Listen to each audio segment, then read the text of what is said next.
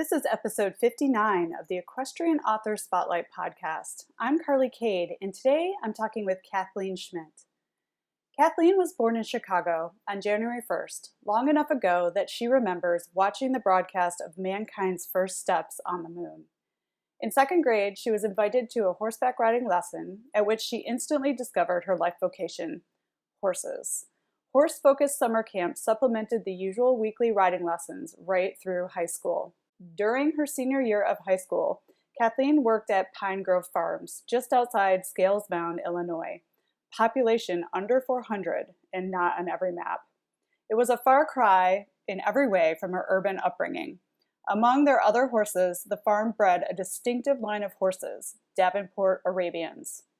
One morning after high school graduation, one owner remarked that one of their horses was looking less robust than usual. She speculated that in the next winter could be especially hard on him. As a joke, Kathleen suggested riding him to a sister farm in Arizona. The owner went to get an atlas. The idea of the Grand Trek was born. Between riding and training in Britain and Germany and graduating from Georgetown University School of Foreign Service, it took until the first woman was nominated to the Supreme Court before Kathleen got around to undertaking the Grand Trek. The Trekkers, Jack, a national champion trail horse, Murphy, a half Davenport with a spotty history as saddle horses go, and Country Boy, a boxer dog who had a lot of learning to do to fulfill his role as the pawed protector, departed from the Lincoln Memorial to hit the road to California. Over back roads and through rural communities, the Grand Trek mostly paralleled the National Turnpike, Route 40, and therefore followed the general path of European westward settlement. After 7 months on the road, Kathleen returned to the East Coast and started a hike up the corporate ladder.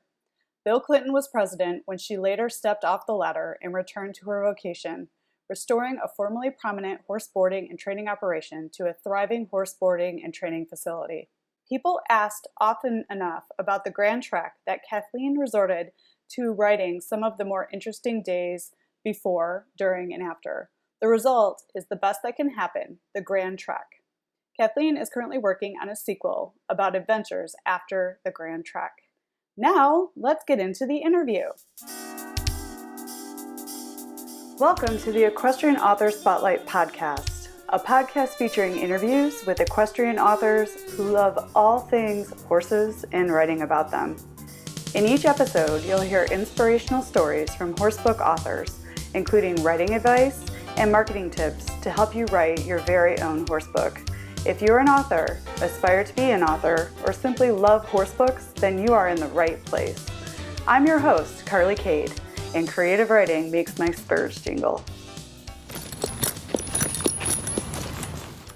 Hi, everyone. Welcome to the Equestrian Author Spotlight podcast. I'm Carly Cade, and today I am so excited to be talking with Kathleen Schmitt. Hi, Kathleen. Welcome to the show. Hi, everybody. Hi, Carly. Thank you. Oh, yes. Well, we're going to have an exciting conversation today because Kathleen has one heck of a horsey background. And for those of you that are listening to the show and know all about me, I love to start these conversations off with asking the authors how their love affair with horses began. Can you tell us about that, Kathleen? When I was in second grade, a second grade friend of mine, for some reason, invited me to go with her to a horseback riding lesson. And to my astonishment, my mother, who was not at all into animals of any kind, agreed. And when I hit the back of the horse and saw that flea-bitten grazed mane from the top of the horse for the first time, I knew why I had been born. It was from that point forward that horses became very much a central focus of my life. Oh, yes. And that's a magical moment, looking down for the first time on the neck of a beautiful horse with that mane flowing out. There's nothing like that feeling in the world. Right. So, and as I was galloping around your website doing a little research, preparing for our interview, I saw that you have some pretty spectacular horse training experience in your background. You've studied in Britain and Germany. Can you tell listeners a little bit about your experience working with horses overseas? I took a gap year after high school and went to get certification as an instructor under the British Horse Society, and went through all that training and came back to the States thinking I knew what I was doing. And made my way through college, basically taking horses off the racetrack and putting them in the hunt field or the show ring. And then through a very convoluted set of circumstances, I ended up training at Dr. Reiner Klimke's place. Dr. Klimke being the multiple world champion and multiple Olympian in northern Germany. And he in turn found me a position at the Baron Constantin von Harremann's facilities, which were quite nice, trust me. Chandeliers in the riding ring and all that. And the whole approach that I saw being taken in America, there's a certain stereotype of the Germans being so rough on their horses. That just isn't what I saw there at all. There was exactly one horse that we ever used draw reins on, and he was indeed worthy of needing some extra help. He looked out. I mean, their whole approach was very much more looking at training as gymnastics or even yoga for horses, very much into the physical development. And the whole point of training, in their view, is to have the horse so fully developed that whatever talent they have would be fully utilized. For example, one morning, they raked one of the outdoor arenas clear, and I warmed up one of the horses, and I was directed to take the horse to this arena and trot around it once. And then got off the horse, and we went and measured the hoof prints. The idea being not so much is this right or wrong, but why would a horse, for example, you'd find there'd be a pattern to this all the time. For example, on a turn, why would a horse plant their foot, their hind leg, to the side or to the inside or the outside of the forefoot print? It says something about what the horse is doing physically. Or maybe it's the rider that is doing something that is causing the horse to have to support the rider differently. So it also comes back to how the rider is influencing the horse at that moment, and also for their overall physical development. So all of the various school figures took on a whole new meaning. If you're doing a 20-meter circle to the left, and you have a different number of strides going to the right, what does that tell you about the horses? I mean, they would get very detailed about that. And I remember one time I was required to give Dr. Klimke a lunge lesson. Like I was supposed to tell the world champion Olympic guy what to do, right? And his method of teaching was, okay, what do you see? What's going on here? If I change this, how does that affect the horse? And, very small changes were reflected. I mean, it was obviously a very highly trained horse, so he would reflect, but any horse has to really, when you think about it, reflect what the rider is doing and how they're influencing them. So there's very heavy emphasis on developing your observational skills and planning how to address whatever you found out from that. If you have a certain, if you've discovered a certain pattern in the horse's way of going about things, what does it mean, and what do you need to do in your training to overcome that? Wow, that's fascinating. So it's really about balance and unity between the horse and the rider is what I'm hearing. Yes. Yeah, and very, very measured and specific ways of looking for that imbalance or in trying to get to that perfect balance. That must have been fascinating and changed the way you relate with your horse. I imagine your horse is. Oh yeah, it puts you in a whole different perspective as opposed to just here, horse, go do this, go do that. It's how can I help you? What can I do to help you do what we're after? And I don't think that that's often brought out about.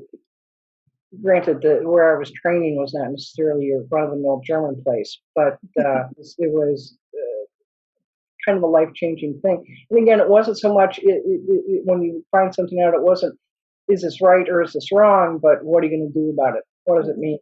What plan of action are you going to take about it? That's a great philosophy, not only about horses, but life and writing and all of those things. Like there's never right and wrong. There's this balance in the middle. And what are you going to do to make the adjustments to keep moving things forward? Right.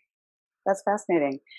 And I can only imagine all of this experience and this amazing horsemanship, the amazing horsemanship skills you learned while you were overseas and then brought that back only influenced the book that we're going to get into here and start talking about, which is The Grand Trek. But before we hop into that conversation, because I think that's going to be an amazing conversation, the bulk of this conversation, you have written several books. Can you talk to us a little bit about the books that you've written, and then we'll get into The Grand Trek, which is the bulk of our interview today? The first book I wrote was actually a translation from the German to English about the history of Arabian horses. And the fellow who wrote that had rather a controversial take on the whole thing, in that he was saying, and we're talking a long time ago, the horses are not native to the desert by any stretch. And so the idea was that Arabian horses that ended up in Arabia, would have come from Egypt, for example, or possibly other areas of what we would now consider the Ottoman Empire. And the Bedouins don't mess around. They're not giving their horses any extra help under the harsh circumstances, so that there is actually a pretty high mortality rate of horses in the Arabian desert with the Bedouins. And so the genetic variation among desert-bred horses and this has been demonstrated since, would have been very narrow. The horses that survived would have been unique animals that bred on some very unique traits. The family at which I ended up living for a while in high school bred a line of horses called Davenport Arabians that traced back to an importation by Homer Davenport in 1911, 1912. And he had gotten some horses directly from the Arabian Bedouins. He brought back the horses that the Bedouins thought were good horses. Some horses had been imported from Egypt into England, and those fine horses, but not the same. And the Davenport Arabians that are still around, boy, they are a different act. They can live on a third of what other horses, including other Arabians, and their personalities, I can very much see them living in a Bedouin tent. That would not be a problem for them. For a while, I had at my stable we call him the Wild Arabian Stallion. Shake the Wild Arabian Stallion. He was. I would find him curled up in the stall. The farrier would be curled up with him, laying down, all cuddled together. He was possibly the kindest horse that I've ever met.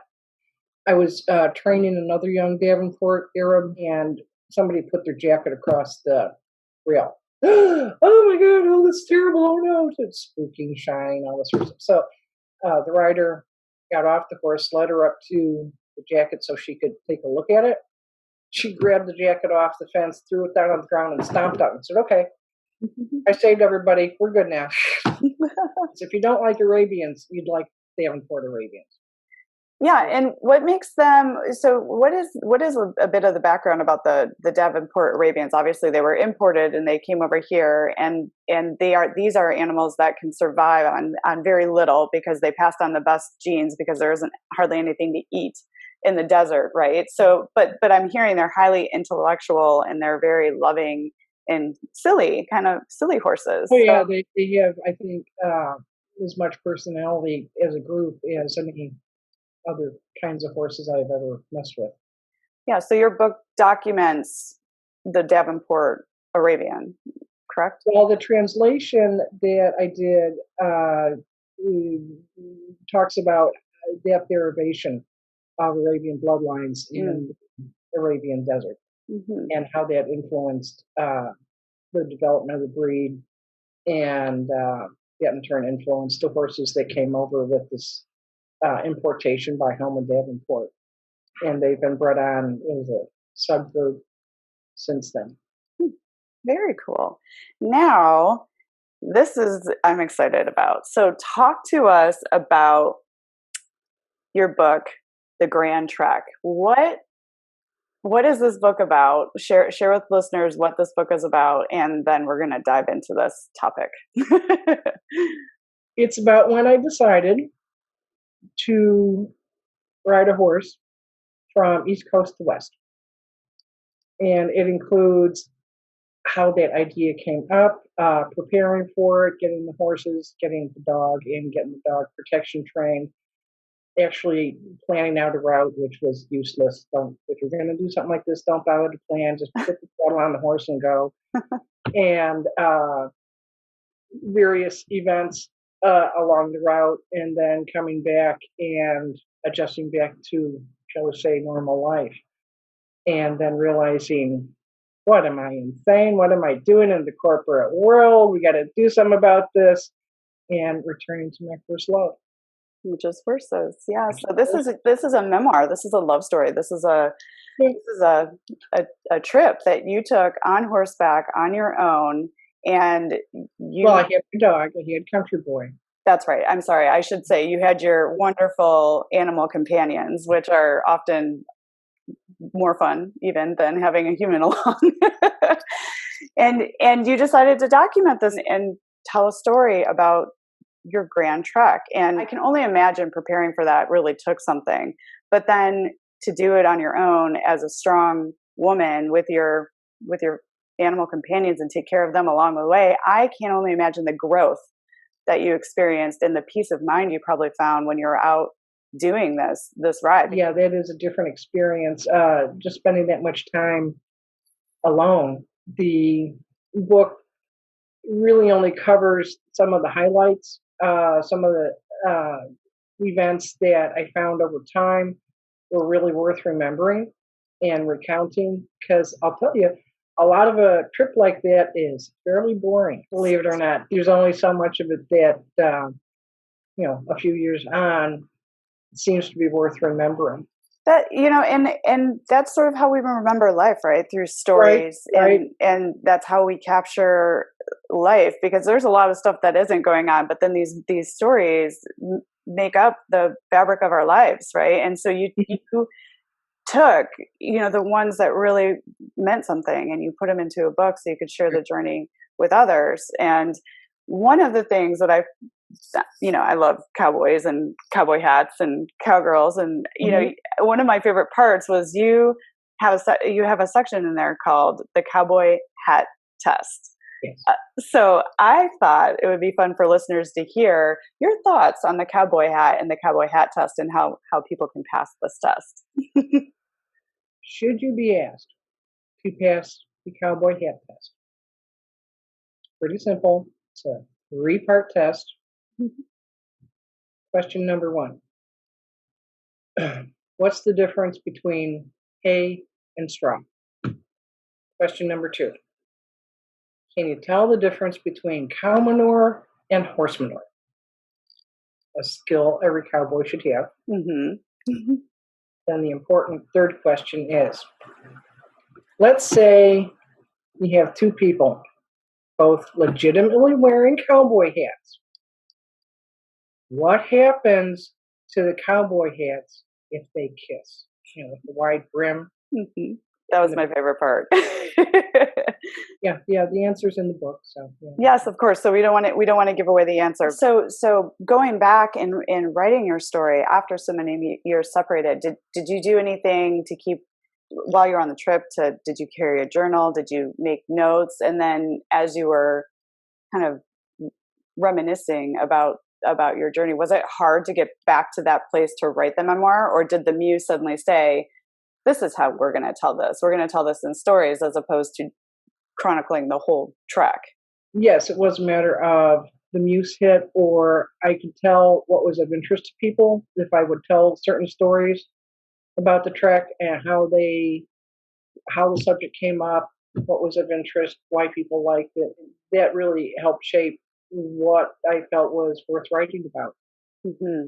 That makes a lot of So sense. yes, I did keep a journal, but by the time I actually got to the stage of setting this all down, it was in pretty battered shape, and it was worth referring back to. There are a couple of things I had kind of misremembered, and so the journal was useful, but not as much as you might think.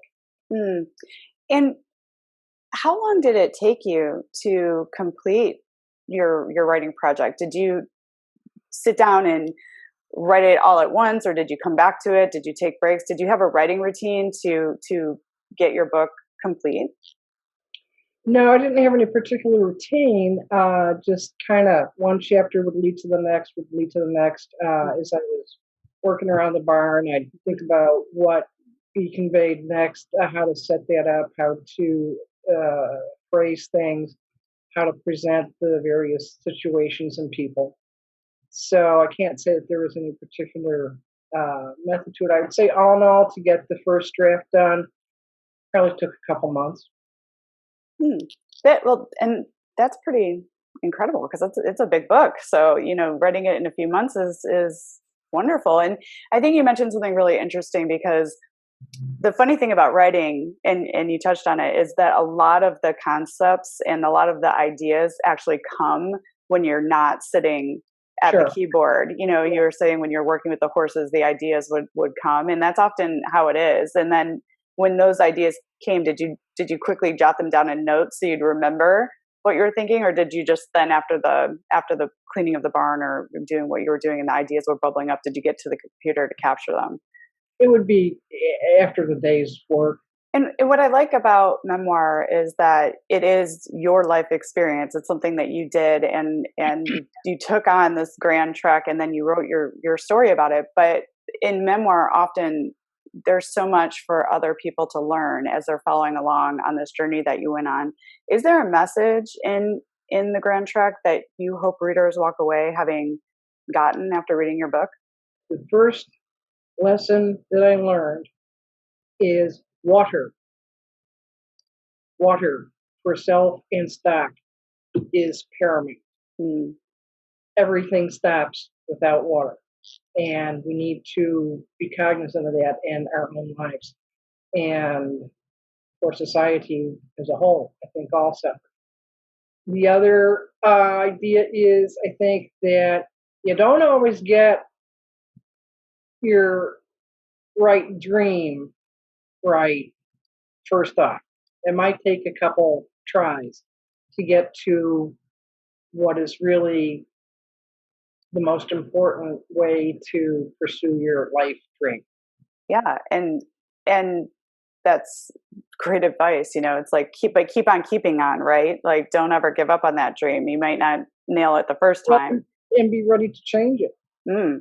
because the way that you think is not necessarily. For example, one of my great lessons on this is what I call, as life adventures go, I see that there are real adventures, and then there are what I call apparent adventures. And I think the Grand Trek was basically an apparent adventure. It was a tad contrived. It didn't fit in all that well with the rest of my life. And it wasn't until many years later I realized that that wasn't my truest life dream. Hmm. It was a nice adventure, but it wasn't the same as my true life dream. And yeah, it completely makes sense. And it was an adventure along the way. Did it help you shift towards that, having been on that adventure? Sure, right. Yeah. I mean, there's a lot of value in it of itself, Mm-hmm. but it wasn't really until I opened up my training facility Mm-hmm. that I really felt I had hit my true life dream, Mm-hmm. as opposed to a youthful adventure. Yeah, but all of those horse lessons learned, from your training when you were overseas in Britain and Germany to taking this horseback adventure, really took you right to what your overall dream was, which was having your own training facility and implementing all those skills and all of that knowledge that you had along the way. So now you are living that one true dream, right? So you found it. I used to get amused at the training barn. that people thought that I wasn't big on trail riding. But yes, it was an investigation also into how horses fit into life. Mm. I was not always clear on my boarders and clients what role their horses played in their life. Some of them didn't seem to have all that great a connection, and others were totally devoted. Mm. And it's such an internal process sometimes that it's not easy to make a judgment on how horses influence people, but I know they do. Oh, absolutely. If only, how learning how your actions influence another creature. Hmm. Yeah, wouldn't it be lovely if we were all far more aware of how our actions influence others and other creatures? I mean, I just think the world would be a more beautiful place. So but you're teaching that in your training facility is the connection and thinking about the other as opposed to the self. That's what I'm hearing you're saying. Right. Yeah. I found that some people were very receptive to that, and other people just want to go hit the trails and hang out and socialize with the barn buddies. Mm-hmm. But that doesn't mean they're not gaining from their connection with horses. Oh, The way I do it, yeah, but it's an interesting conversation to bring to people's attention because sometimes that the awareness isn't even there. It's like, this is just my horse, I'm going to get on, as opposed to like really connecting. So you're coaching people on that. Do you prefer independent publishing or traditional publishing? Oh, I forgot to mention another book that I wrote called The Seamless Sea for a traditional press. First of all, I learned about publishing contracts. Then I learned you're going to have to do all your own marketing anyway. So producing the book these days is not that big a deal if you have some computer savvy or you can hire it.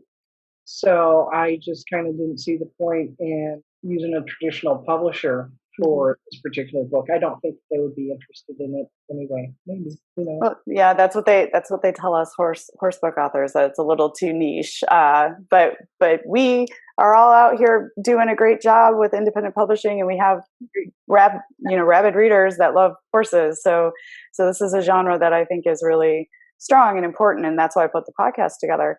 So would you share a little bit about your experience with the traditional publisher? And either way is fine. It's what you choose, independent publishing or traditional publishing. We don't poo-poo anything on the show, but some of the experiences that other authors have had with traditional publishers, I think, is valuable to discuss. So people that are looking to embark on this journey understand some of the things that can happen. And I know you mentioned contracts. Could you talk a little bit, or maybe expand upon why you had not that great of an experience? But I heard you say you have to do your own marketing, which is very much the case now. Every author, whether you're traditional or independent, is required to do their own marketing. So can you touch on the contract a little bit more, where that got sticky for you?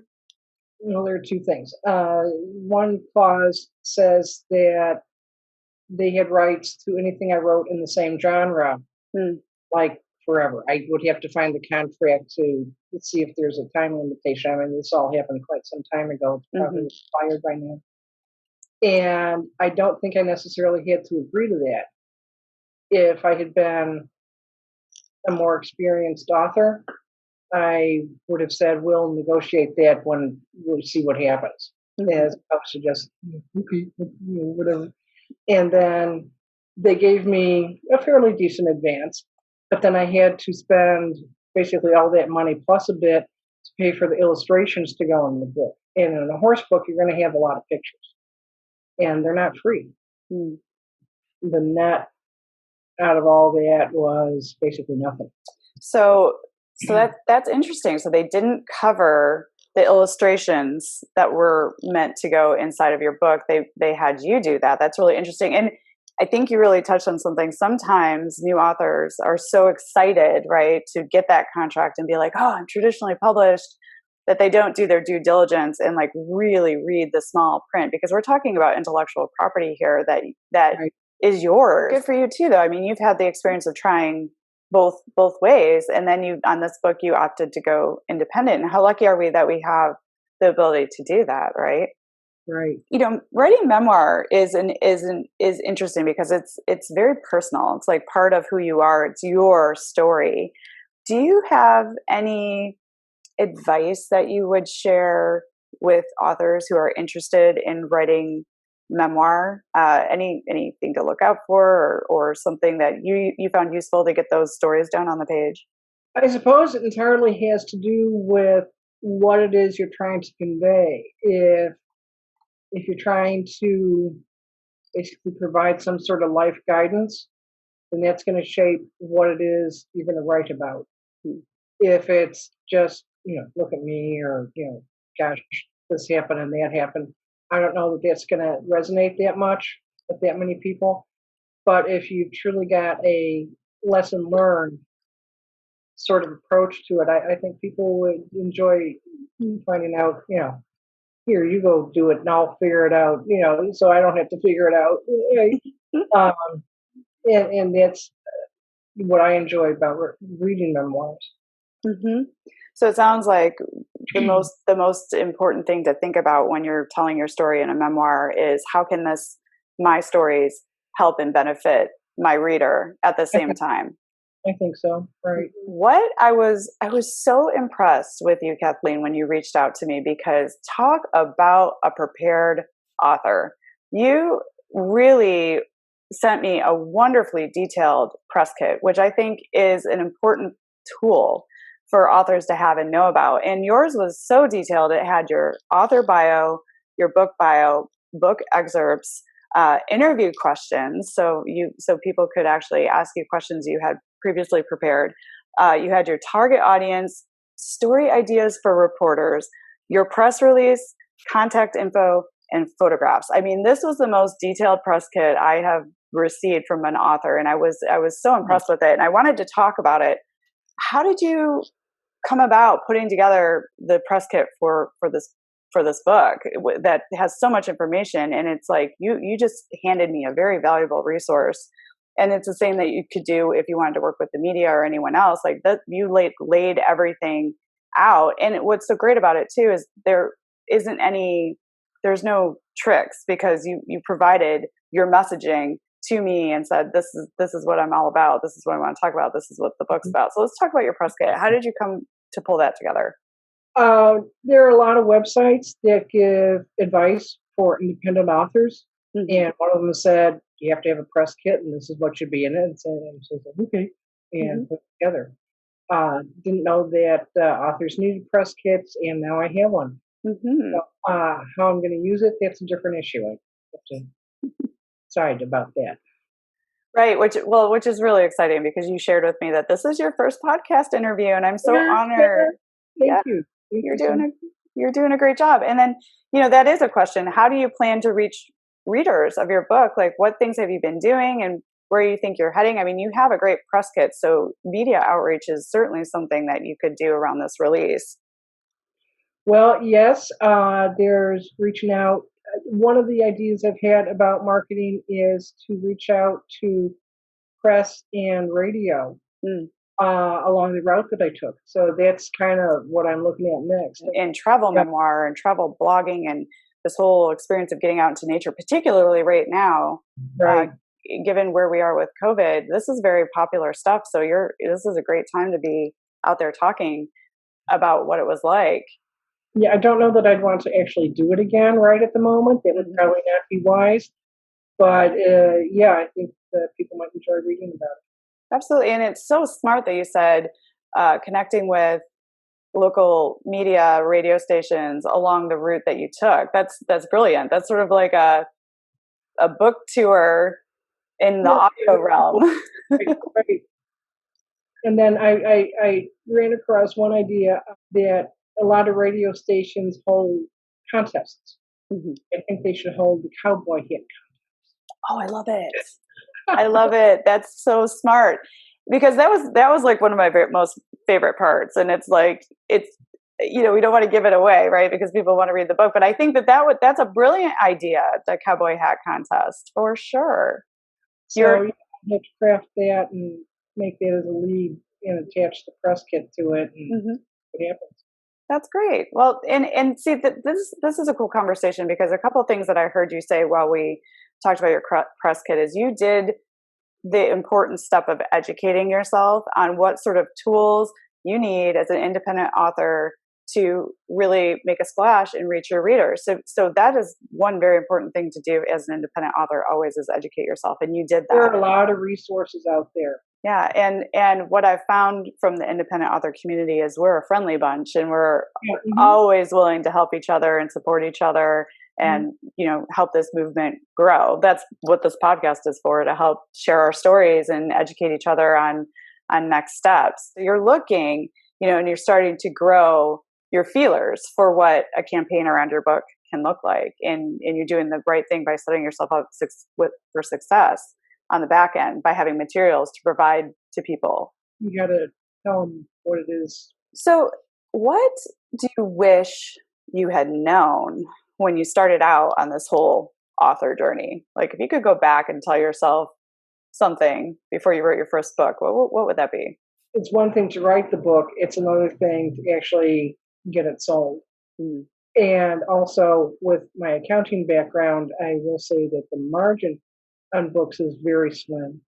So not everybody's going to come up with a Harry Potter, and I don't know that this is necessarily going to be in that realm.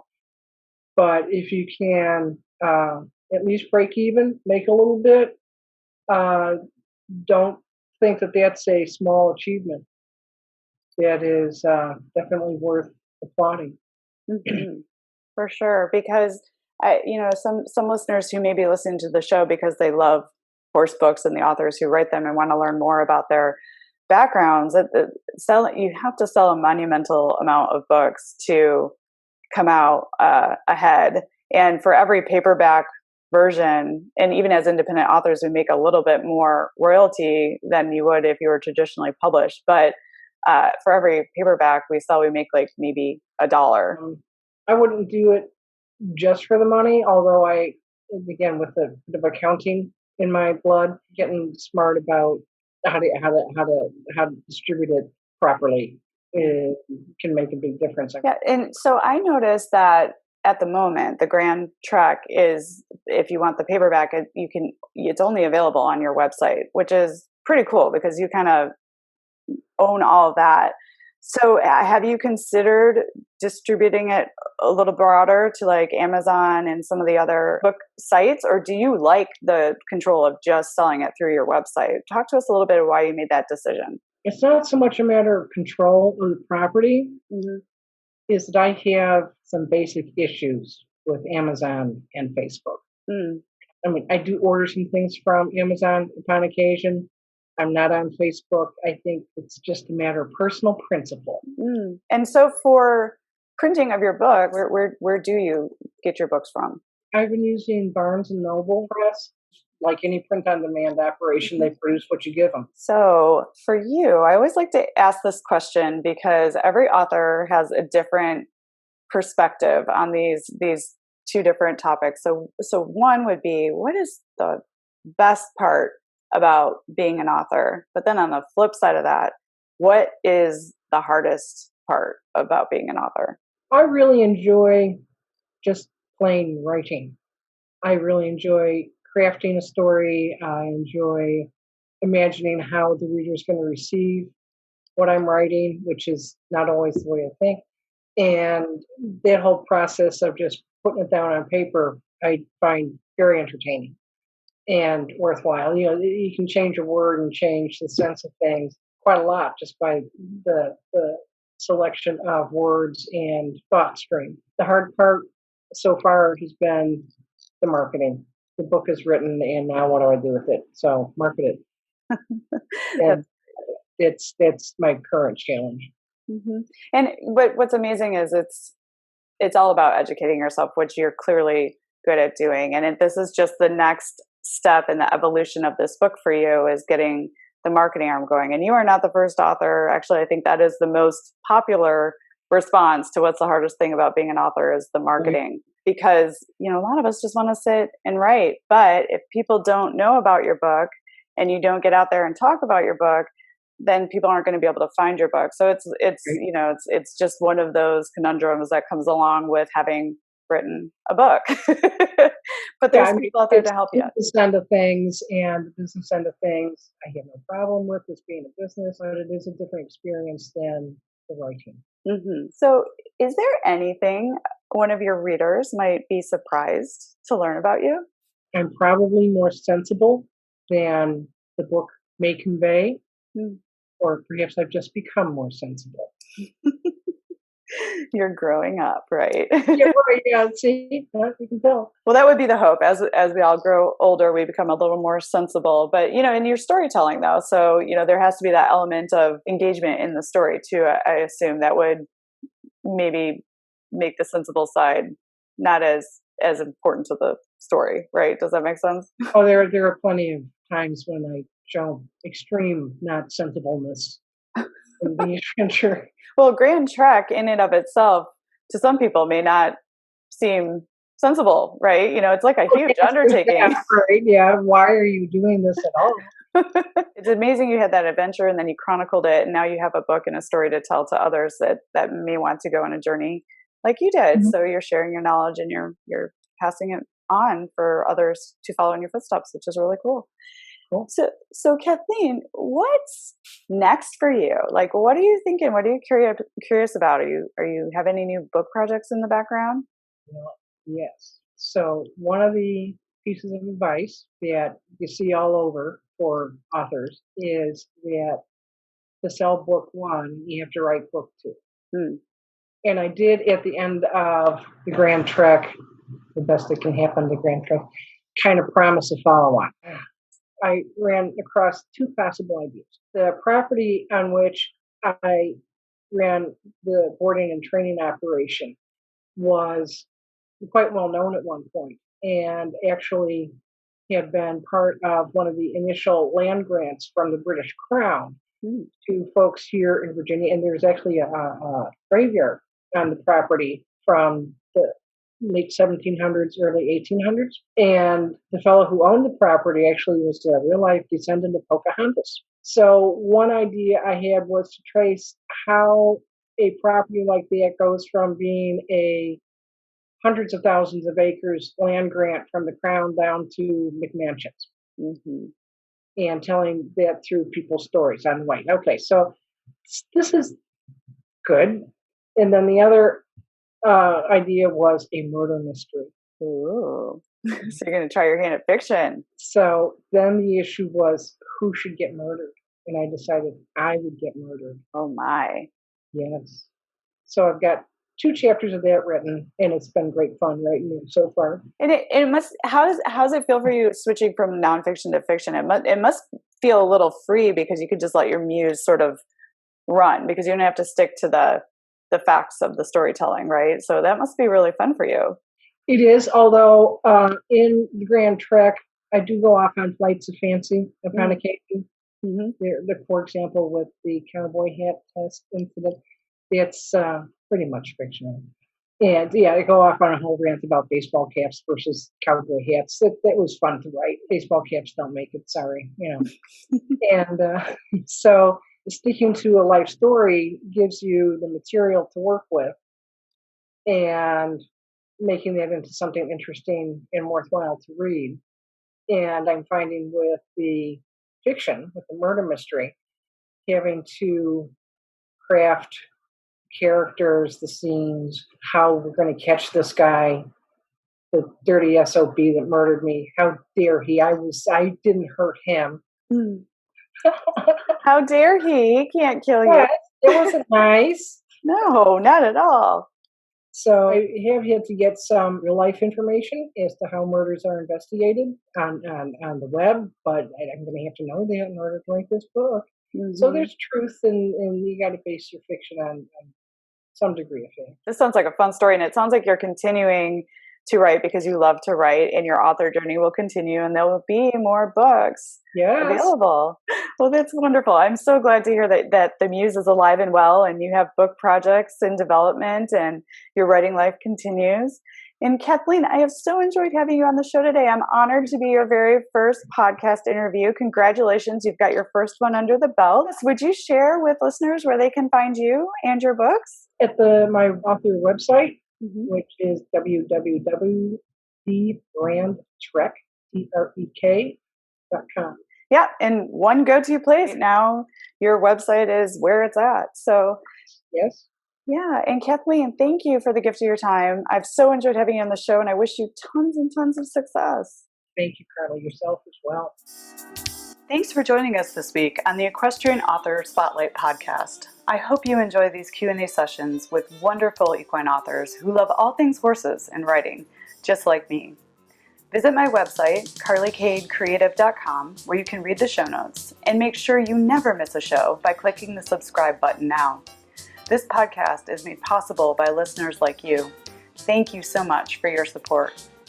Want a free guide to secrets of horsebook authors? Gallop over to carlycadecreative.com/wisdom to have author advice delivered instantly to your inbox. If you are an author who writes about horses and would like to be spotlighted, please let me know.